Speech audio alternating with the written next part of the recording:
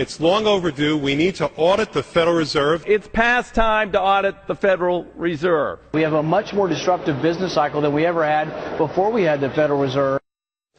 Politicians criticizing the Fed. I never used to hear that.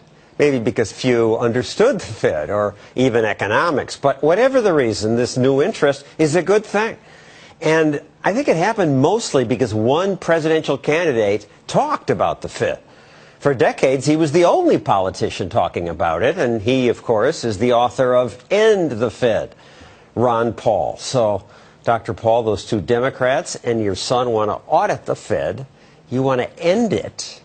How can you be so sure when so many smart people say we need the Fed for stability? The mess that we're in now is a consequence of the Fed. The Fed has been getting away too long for their responsibility. First, they create the artificial bubbles, and they get a lot of credit for that.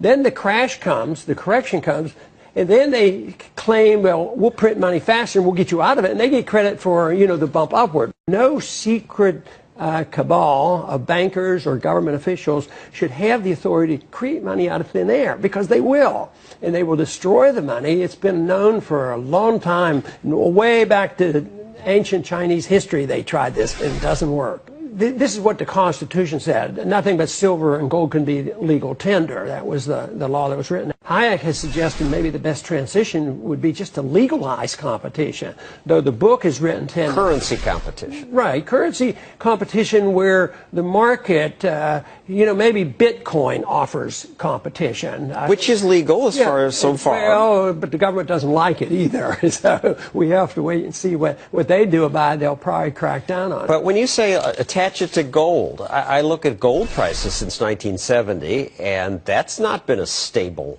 currency. If you want to look for stability of gold and purchasing power, look at it over maybe 500 years, and an ounce of gold has certainly maintained a fairly